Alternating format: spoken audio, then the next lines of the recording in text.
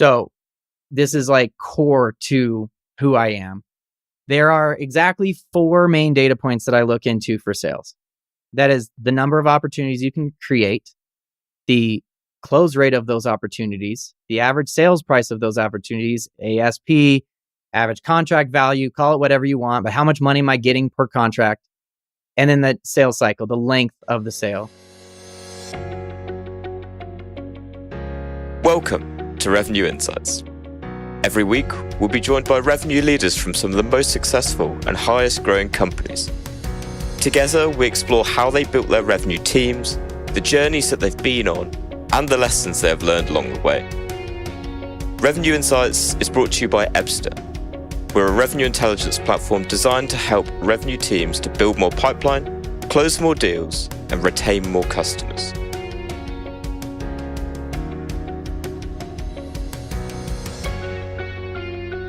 Hello there. You are listening to Revenue Insights. Today, I'm joined by Frazer, VP of Revenue Operations at Dental Intelligence. Sean has practiced RevOps for close to a decade at Bamboo HR, Mazenda, and today with Dental Intelligence. Sean, pleasure. Yeah, thank you. Happy to be here.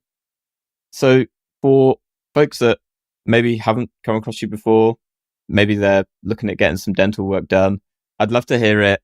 Actually, before we get into Dental Intelligence, we'd love to hear your story, how you've got to where you are today. Give a bit more context around my little intro there. Yeah. My first interview question I ask anybody when I'm interviewing them is, how did you accidentally end up in operations? Because at least anybody who's been in it for the last 8 to 10 years, we all kind of accidentally did. Nowadays, you can get into it on purpose. But I started out, my early career was in real estate.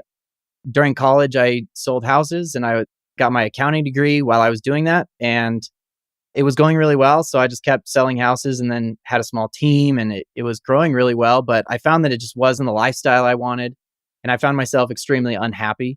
So I made a big choice to slash my income by more than half. And I didn't really know what to do. So I went into sales at Qualtrics. And that's a Utah-based company out here, massive company now. And I was in sales there for a little bit and got to know the owner of a smaller company called Mazenda, and then switched fairly quickly over there. And it was 30 people. So everybody did everything. And at that point, I didn't even know what I was doing, of that it was called RevOps or anything. He hired me to come set up a system that we can make a sales team. And so that included marketing and sales and data, and it included pricing and pretty much everything.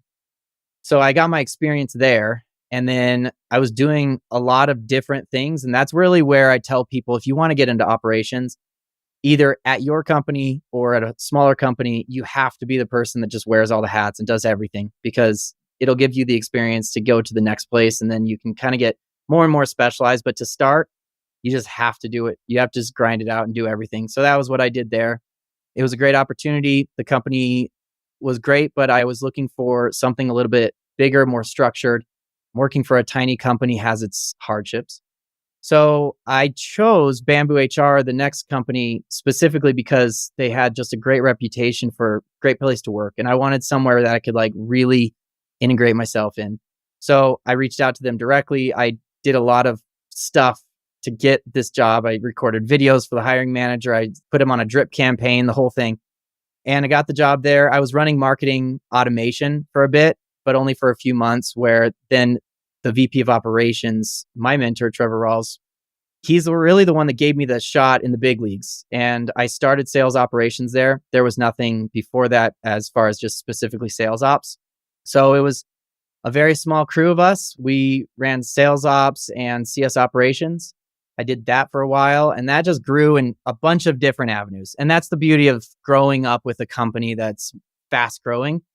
Every few months, some new responsibility, some new job, some new something came up, and I learned a ton.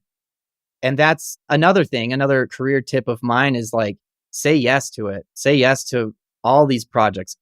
Just get in there and get dirty and make it happen, because I said yes to everything, which tough at times when your hands are in a lot of different places, but I learned a ton.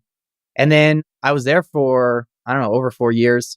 And then an opportunity here at Dental Intelligence came up, and I took it because it was right in the wheelhouse of smaller Then Bamboo HR, growing, fast moving, approval processes were fast, everything. I was looking for something a little faster, and I got into more of a leader. I was a leader in the leadership position at Bamboo, got into more of a leadership position at Dental Intelligence, and since have grown. And it's been a great place to really dig in and learn a ton more about leading the department and being the person that's in charge of the whole RevOps and not having anybody to rely on, and you're really relying on yourself and your team's relying on you. So it's been a great experience.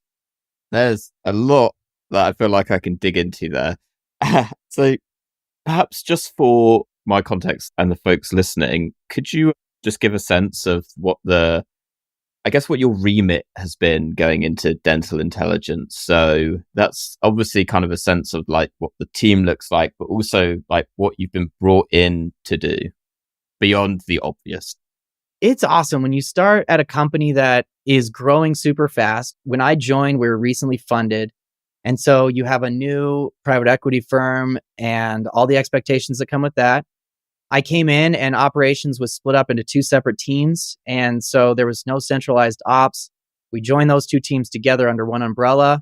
And really the first 6 months to 9 months was unwinding and figuring out all of the sources of data that we have and the processes and procedures and everything that goes in from marketing lead inception, the pass off into SDRs to AEs to customer success, renewals, churn, the entire system. And it is not a quick 6-week project. That is a 6 months, 9 months, because you think you have it. And then you uncover something that's some legacy thing over here that's been running and there's so much to do.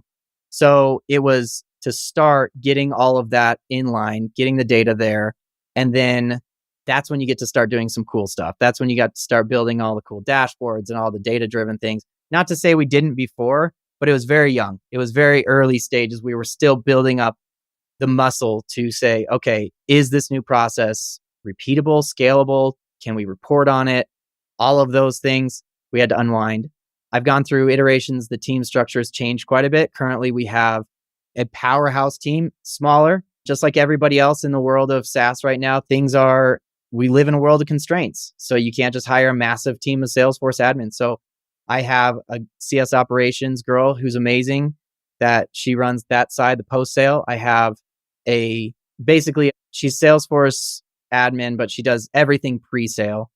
And then we have a more technical Salesforce resource. And then we have some contract workers that we have helping us with Salesforce.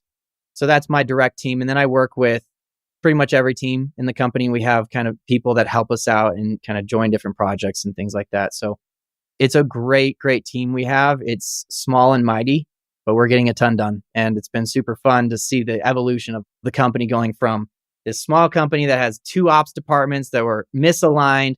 Now that we have a very aligned system across the board throughout the whole company. Love it. I feel like we're having the conversation at the right time because you've gone through a lot of the house cleaning, a lot of literally getting the house in order, right? And I'm going to get on to what you plan to do with that. But I would be interested to know, because we kind of touched a little bit pre-show, but those data sources, the data points that are just absolutely critical, from your perspective, which of those data sources that you've got hold of are crucial to your sales process? So this is like core to who I am. There are exactly 4 main data points that I look into for sales. That is the number of opportunities you can create, the close rate of those opportunities, the average sales price of those opportunities, ASP, average contract value, call it whatever you want, but how much money am I getting per contract? And then the sales cycle, the length of the sale. There is no other data that will impact your MRR or your ARR or any revenue. There is nothing else that will impact it. Those are the 4. Anything that you're doing, anything, training, will impact one of those 4 things to increase. And if you see a decrease in your revenue, one of those 4 things is struggling. And it's the sales velocity formula. I didn't make it up. This is something, but I think people overcomplicate things, especially in the sales side, where you're looking at a lot of different things and trying to dig in way deep. You start there and then you can dig in underneath that and find out what are the drivers, what are the problems that are beneath that. So if you have an average sales price issue, that's really easy to see. You see, okay, I created enough opportunities. They closed at about the right rate. Oh, wow, average sales price is low. Well, there it is. And then you can dig into that. Was it a product mix issue? Did we screw up on discounting? Like, what was it? And then you can dig in and actually see that problem to fix it. I always recommend going from that lens instead of trying to go down and see, like, try to figure out all the different issues that could have been. Just look at those big four and then drill down from there and have a nice exercise of like, okay, what's going on in that? And then how can we fix it? What are the levers that we can pull to fix it? So for sales, absolutely those four. For other departments, it's not as simple. It can be as a lot more complicated, but for sales, it doesn't need to be any more complicated than that. Just a quick reminder, and then we will be right back to the show. At Revenue Insights, our goal is to share how top-performing revenue leaders build predictable, efficient go-to-market teams. Every week, we speak to the brightest minds, and every quarter, we release the latest findings from our analysis of billions of dollars in pipeline. If you don't want to miss out, sign up to our newsletter at ebster.com/newsletter-sign-up. That's ebster.com/newsletter-sign-up. The link to make that a little bit easier for you will be in the show notes of this episode, wherever you're listening. See you there.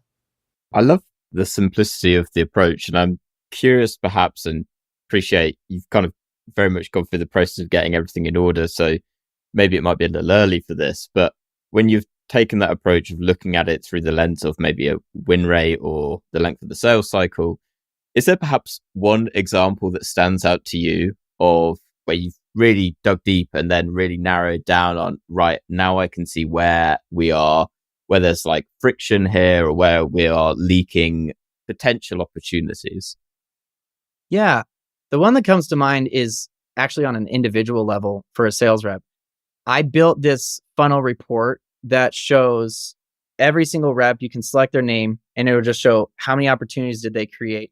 Well, it shows a lot more. It shows how many phone calls did they make? How many times did they get a hold of people? So the activities that drive the opportunities. So how many demos did they hold? Where did those demos come from? Was it an SDR set? Was it a self set, a partner referral? And then how many of those turned into opportunities? And then how many of those closed? And close rate, we could get into it for days. I could get on my soapbox about how it's a lagging indicator and it's all sorts of stuff and the windows of time, all that. But very simply, I created this many in this time frame and I closed this many. It is a lagging indicator, but it does normalize. If you have a shorter sales cycle, you can kind of tell because it's going to be within a few percentages, pretty close. But this rep, he was telling his manager, like, I don't know what's going on. I feel like I'm closing. I feel like I'm doing a good job, but maybe I need to make more calls. And he didn't. So we just graphed out his average sales price. And it was like high, high, high. And then the month that he thought everything was going wrong, it just dropped. And then I just pointed out, dude, look at this. Your average sales price is half of what it was.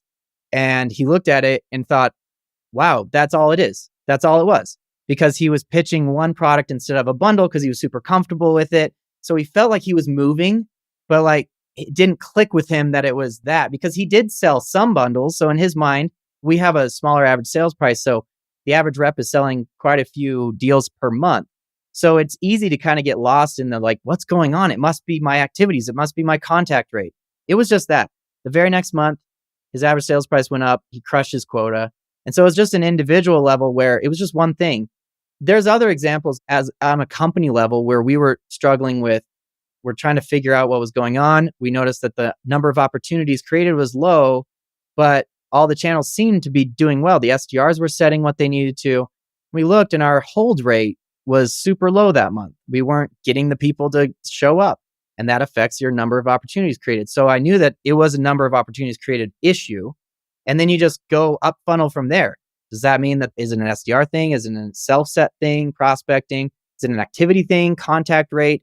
So those are all things that drive to total number of opportunities created. 99% of the time, I can tell you that is not as simple as that. It's going to be a combination of dozens of things. It's like, well, your average sales price was slightly lower.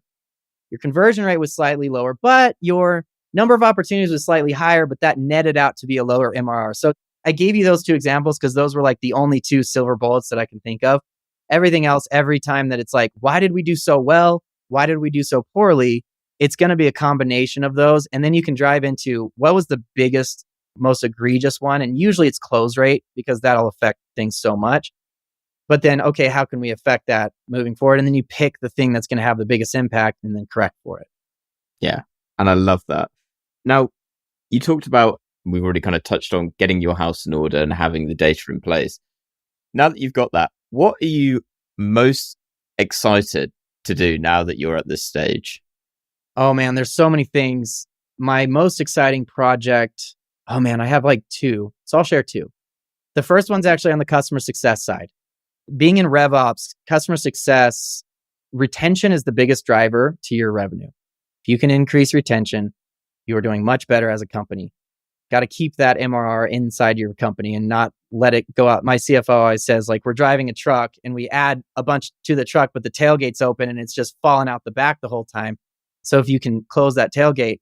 So the first one is partnering with the customer success department. This is fairly new as far as we're kind of restructuring a few things to give more resources to them.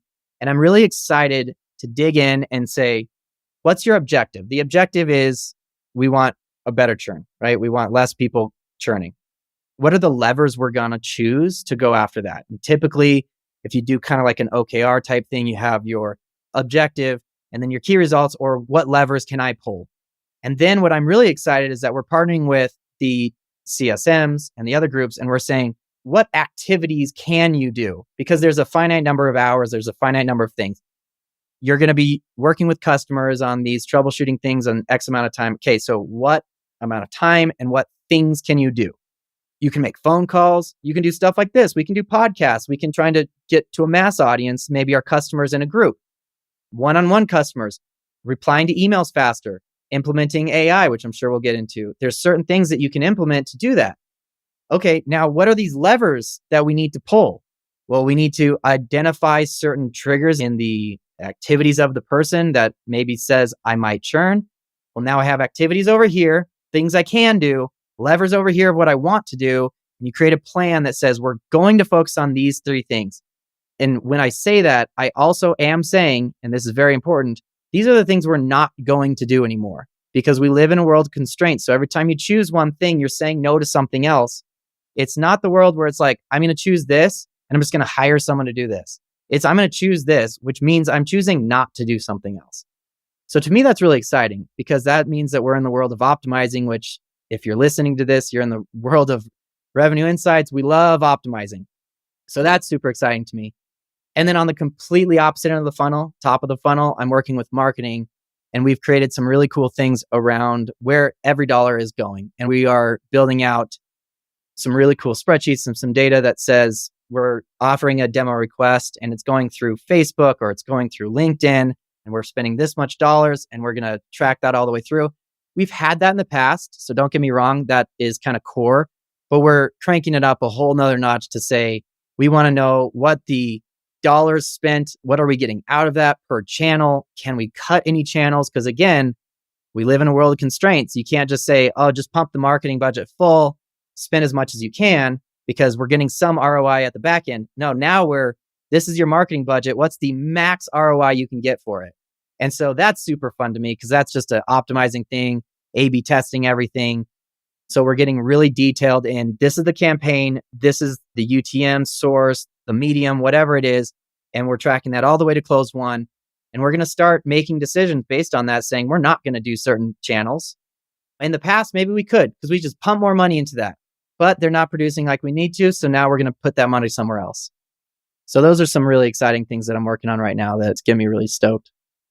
I love that. So you've kind of reached the point of, now we've got visibility pretty much from end to end. And you're now in that kind of beautiful period of like, now we can start crunching those numbers and start to really get your hands dirty per se in terms of what is and isn't working to then start making those decisions off the back of it of, particularly when you're running a leaner operation as well, it's the costs that just are not getting the results that you need, but also then investing more or certainly reallocating more of your budget into those areas that you're seeing the dollar revenue out the other end.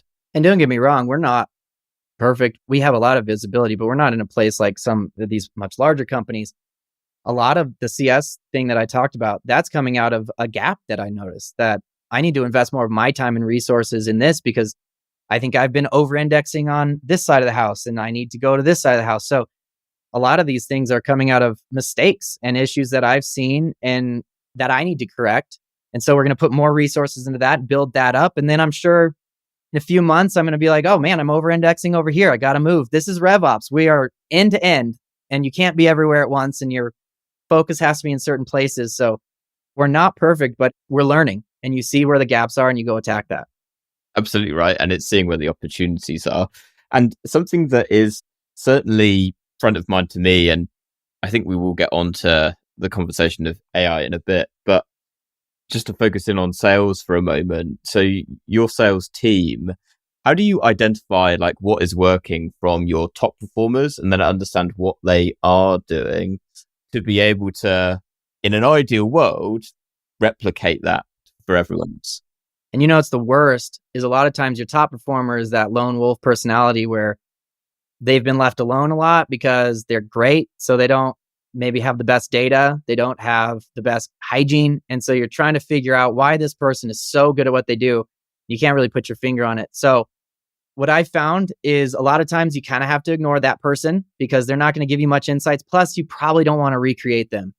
So I look at my A players that I can recreate. I want to see the ones that are hitting their quota consistently, people who are following the system that we've prescribed, or at least following it to a point where I can track what they're doing. And then I take a look at a lot of things. Typically, I found that the ones that are doing well is replicating how do they find so many opportunities? Because that's going to be your top thing. You can close half of your opportunities, but if you're only getting a couple a month, then you're still going to fail. You can close them very quickly at a very high average sales price, but if you're only closing one or two, you're going to fail. So really, how are they generating opportunities? And I just gave a presentation at my SKO about this around creating that snowball. And the thing that I'm finding is the reps that do really well, they're typically really good at creating that snowball of past close loss people, demos that they've done in the past that haven't gone well, people they've met at events, different places that they keep in touch with, and they're really good at that prospecting. So they're getting SDR sets if you have an SDR team. They're prospecting net new, which is the grind that everybody needs to do, but they're also keeping that backlog of people warm. And I tell reps that there's this holy grail after a while. It takes work, but there's a holy grail where every month you just have people showing up going, hey, it's time. It's right. I'm ready. Thanks for talking to me for I'm ready to go. And then they just get these sales. So it's like, why are these reps always starting out? Watch your top reps and see how they pace. They'll always start out stronger than the rest because it's rare to find a good rep that's like closes all their stuff at the end of the month or in the quarter. You'll see that they pace pretty well. And I look at those and I look at the opportunities that they've closed early in the month, and it's clear they have a lot of activity on them. Typically, that's what I see. It's not necessarily the one call closes. It does happen, but it's the ones that have nurtured that pipeline that they have. And that's the consistency that I can go back and I can teach the rest of the reps, or I can help sales enablement teach them if you have a team like that, of here's how to be consistent, here's how to build a pipeline, because that is going to make or break your sales career. And that's the top reps I'm always seeing that they have enough feedstock, they have enough people to talk to. And even the really good ones, everybody has heard about the rep that their manager listens to their call. They're like, they're so good on the phones. They're so good, but I don't know what's going on. 99 out of 100, it's opportunities created. They need to figure out how to prospect, figure out how to get that snowball rolling down the mountain, getting that backlog of people. And that is something that you can recreate in other reps because they can see that pattern and they can recreate it. The lone wolf, which a lot of times is your top rep, like, I don't know, you just can't recreate that. They're doing something else. Let them be and work on what you can help the masses do. I really like that. That kind of twofold, particularly the lone wolf of the person that you can't track whatsoever. Respect that your approach is, you know what, just keep doing your thing. Yeah, exactly. We are an expense in operations. Let the sales reps that are crushing it, crush it, because they're the ones helping us. So it's great. Yeah. They're the ones where it's like, you know what, I'm just going to let you off not doing the admin just on this occasion. As long as their churn numbers are still good, their customers are happy. I mean, we've also had those reps where they're doing well, but they have the highest churn. That's a problem. If they're a culture cancer, get rid of them. Like all of those things, I am on board. Get rid of them. But a lot of times they're good reps, they're closing a lot and their customers are happy and they bad hygiene or whatever. Sometimes I just kind of say, keep it up, do your work. Yeah. But the point on those top performers self-sourcing pipeline, I can't share the specific number at the minute, but in our kind of meta-analysis that we do every year, I think we're analyzing some $81 billion worth of pipeline this year. And one of the things that stood out to us, exactly as you said, which is it's something like top performers are like over 200% more likely to be self-sourcing their own pipeline. So much to your point, where it's having that constant stream coming in. I mean, I love it as a marketer because you're not reliant on marketing so that when things start to dry up, it's like, well, marketing, where are my leads? And it starts to can create a bit of a toxic environment at that stage. Instead, it's having that self-sufficiency and the self-sufficiency of stuff that you are essentially keeping slowly warm and up to the point where then it surprises you, right? Where it comes out of nowhere, someone that you spoke to 6 months ago, 9 months ago, 12 months ago, that really sustains you. Yeah, exactly. So this might be a bit specific question, but I'll keep it more general. How are you using AI internally? Because what I was interested to maybe dig into is perhaps some of the ways that AI could be used for prospecting, but we can either go kind of specific or kind of more broadly, like the role that it plays. Yeah, let's get into AI because it's the hot topic right now. I would consider myself a power user of ChatGPT, GPT-4. I built APIs for it. I've really dug in. AI, I think, is broadly misunderstood. And this is my hot take. And I think people are going to disagree with me on certain things, but let's get into it. I think AI is broadly misunderstood as sometimes people use it in replacement of the word magic. And they think that it's magical. And there's this magical land of AI that's just going to do things for you with very low cost and very low effort.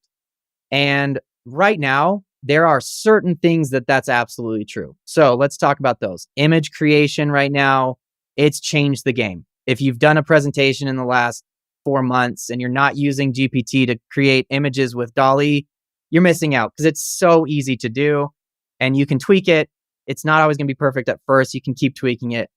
Image creation, absolutely. Easy, free, cheap. Creating content is getting easier and easier. Although the voice, to get the right voice, it takes a lot of prompt working and reworking. And sometimes I feel like half the time I'm trying to create some content and I could have just written it in the time that I'm arguing with ChatGPT about it. But however, it does an amazing job at getting the content you need. The thing that it does very best is that it can find and regurgitate information because it's a language model. So it can get a bunch of information and it can find what you're looking for and give it back to you in the way that you want it to. So it can give it back to you in summaries, lists, whatever. So it can explain certain things to you. So support is absolutely going to be revolutionized because you can have it look at your entire backend and look at all the FAQ docs and everything like that. And it can give you quick answers. And I find that incredibly helpful. I've actually built something. This was just a little fun project for me just to play with it.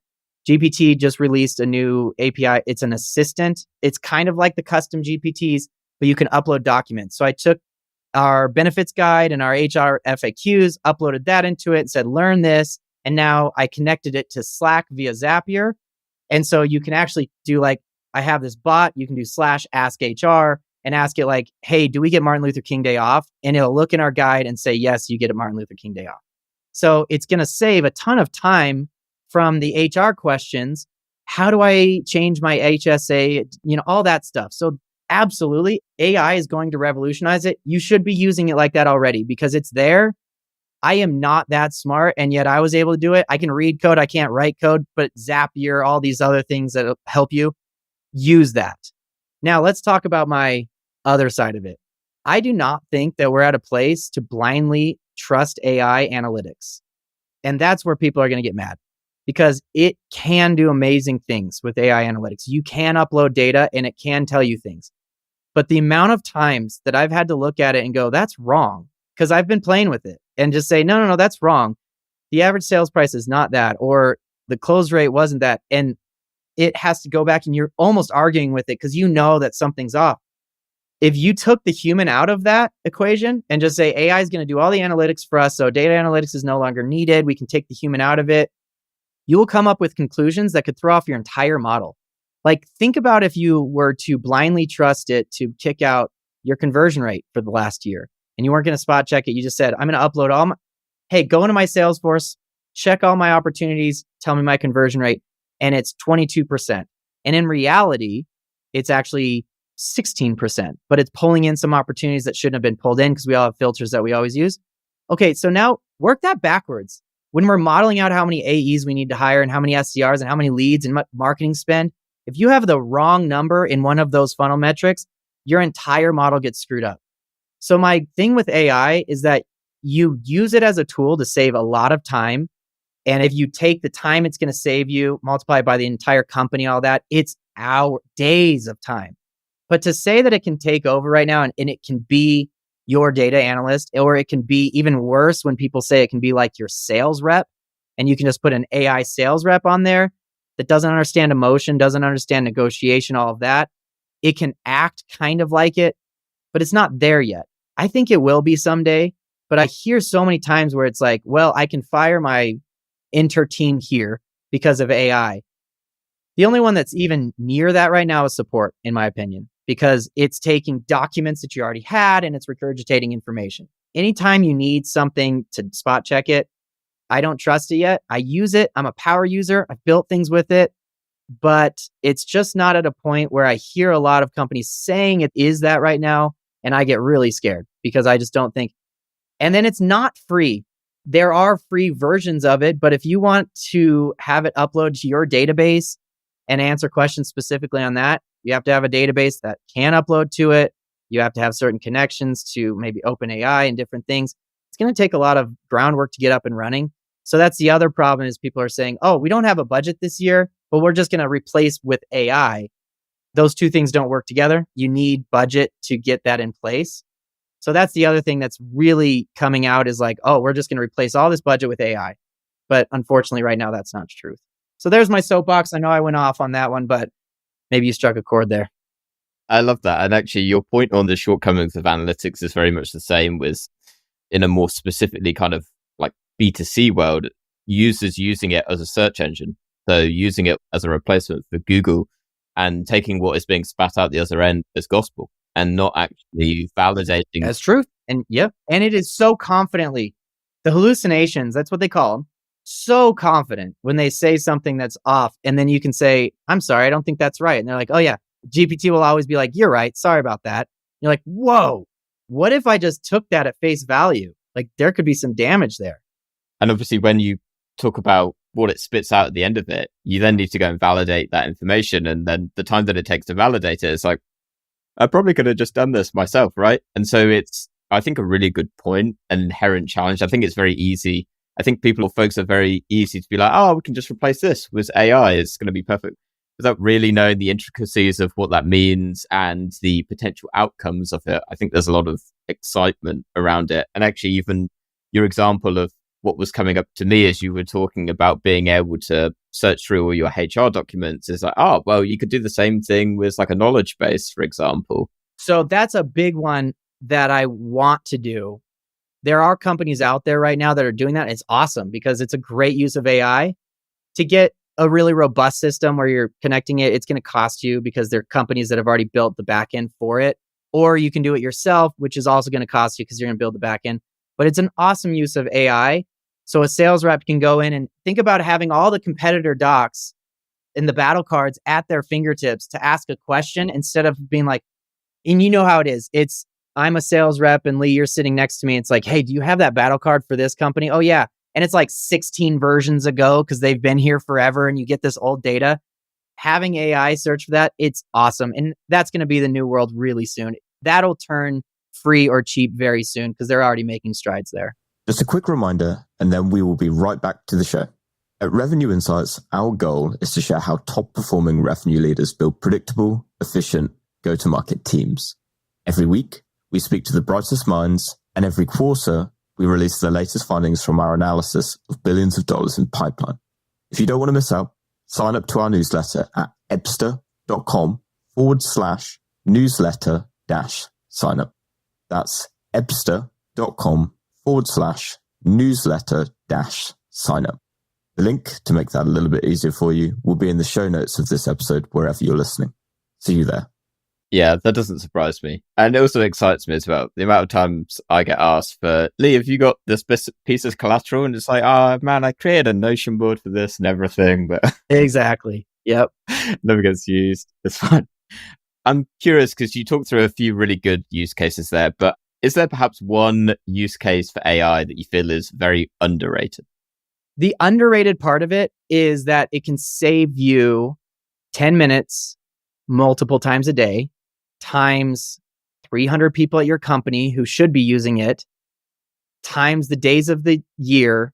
And we're talking days of productivity back. And so I think the small incremental ones. So for example, I would consider myself a power user of Excel. Obviously, if you're listening to this, you probably are too. You have spreadsheets that reference spreadsheets. I love spreadsheets, right? But I use this a lot. This example, I needed to reference a cell and say, if it contains the word outbound, I want it to kick back outbound. If it's inbound, then this. If it's SMB. So there's all this contains, if, then, all of that.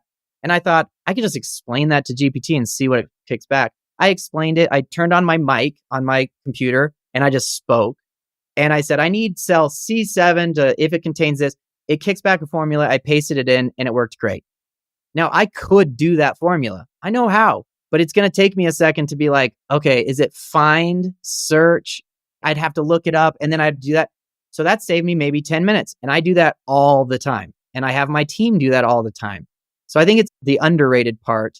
Everything else gets blown out, but this one is underrated. How much incremental time that it can save entire companies if people were to all just use it. Because right now, this is just, I have a friend, I work with this company called Wave 40 and Aaron, he's brilliant. And his quote was like, teaching people to use ChatGPT is like back in the day when you're expected to learn how to Google things. It's just an expectation. Like you should just know how to use it now, but it's not a big competitive advantage to be like, oh yeah, I use ChatGPT because everybody should be using it. But the underrated part that people should talk about more is how much incremental time it's going to save us for things like that. Yeah. And I think it will be as specific use cases become more popular that people learn of the different uses. Because sometimes it's just simple things of I'll use it to help me write an email. I use it to help me rewrite stuff. I love that in your world, it's I can have it help me write formulas. And I'm now sat here thinking, why have I not been doing that before? That makes a ton of sense. Yeah, it's stuff like that. Another little pro tip is you being in marketing, you understand that like emails and prospecting, you should have like a 3rd to 6th grade reading level on things. It's just proven time and time again to be better. You can actually paste in your email and say, what's the reading level of this? And then you can say, rewrite it at a 3rd grade reading level. And it'll do that. And then you'll have to edit it. But it's another quick, it takes a few minutes instead of going somewhere else and trying to do that. And it improves it a lot. So incremental changes, really helpful. Is that going to change your entire existence right now as a marketer using that? Probably not, but it's going to get you back a week's worth of hours into your quarter. Yeah. And it has the knock-on effect as well of it's the energy that it takes to sometimes work out those small problems, right? Absolutely. Yeah, that's such a great point. That compounds over time and you probably don't even notice it. Man, I need to use ChatGPT more often. I've actually got a penultimate question before I ask the last one. You kind of touched on it actually there, but for folks that are listening, they're like, man, this guy's way ahead of me in terms of like how he's using AI. And I know that might not be the case and you're probably like, nah, I'm like a million miles away. But for those folks that haven't really adopted it yet, maybe they've made a New Year's resolution of I want to use more of it. Perhaps they're in a leadership position like you where they've got a team that isn't really using it. How would you recommend that they onboard their team or educate them on the value of AI and actually start to roll it out internally? Okay. How I would tell people to start, and I've talked to people about this, is that you kind of have to understand the equation before understanding all the intricacies. So what does AI do? Let's talk about ChatGPT because that's what you're going to use. It's free. You can pay for the premium GPT-4, but you don't need it. The equation is if there was a large amount of data, a large amount of words around the thing that you're wondering about. Let's talk about the Excel one. There are so many resources out there. So clearly ChatGPT knows those resources and can regurgitate that back to you. So think about in your world, what's out there that has a lot of resources on the internet already. So you're talking about things like sales resources, playbooks, like if you're looking for sales playbooks or different types of scripts that you want to write, marketing emails, Excel, anything that's been talked about, that's the equation. It can kick back that. So then when you're thinking about how I can use it, I'm always going to say lead by example. If you're a leader, start using it yourself. Use it for your email creation, your content creation, image creation, Excel. Use it for anything that you're like, I need to do a couple of bits of research on this. And you would typically Google it and find some forum. And unfortunately, we're all there like 7 years old. And you're like, oh, wait, this is super old. Anything like that, use ChatGPT and then show your team. Your next stand up, just constantly show your team all the cool things that you're doing and not require it, but say, look, we're all in this together and our careers will depend on staying on top of this. And as annoying as I find it about everybody talking about AI, it's like all of this stuff that it can do right now. And I'm saying, no, it can't do all of that yet, but it can do a lot of cool stuff. We're in RevOps and see us any operation function, you better be on top of it. So I frame it to my team as this is part of your career development. You do not want to be left behind. Here are some cool ways that I'm using it. And so you start thinking in terms of this is something I need to do research on that's on the internet. Oh, it'll be on ChatGPT. It's going to help me. So then you start working on that and it grows. Once you start with one thing, you're like, there's another thing I can do with it. I could probably use this to do. I've had a pretty decent thing on using it for sales role plays. You say, hey, you are a dental professional and you're looking to buy new technology. We'll role play. So then all of a sudden you start thinking of ways that it can do better, but show your team, lead by example, tell them that this is part of their career. And that's how I've been going about it. And it seemed to have worked pretty well. That's great. And another great use case. You should probably share more of these on LinkedIn. I suspect it will do pretty well. Sean, last question. What is one book that you'd recommend to other revenue leaders and why? So this one is my book that I go to. It's changed my life and it's for leaders in general. It's Extreme Ownership, Jocko Willink, super popular book. I say it changed my life quite literally. I was going through some hard times quite a few years ago and I was feeling really sorry for myself. The world was against me.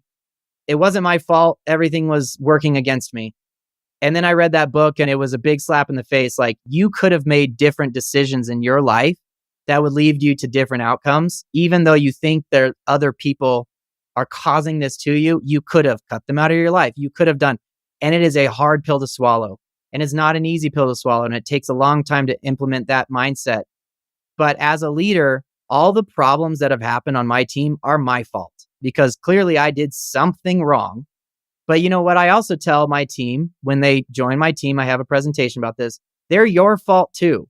Like, don't blame other people for things that go wrong in your life because you could have made different decisions. And Extreme Ownership is the book that talks about that and really gives you that insight. And it changed my life because you become empowered by not blaming other people. And it made me a way better leader. It made me a better person in my personal life. Overall, made me such a better person because I stopped saying the world was against me. Oh, poor me.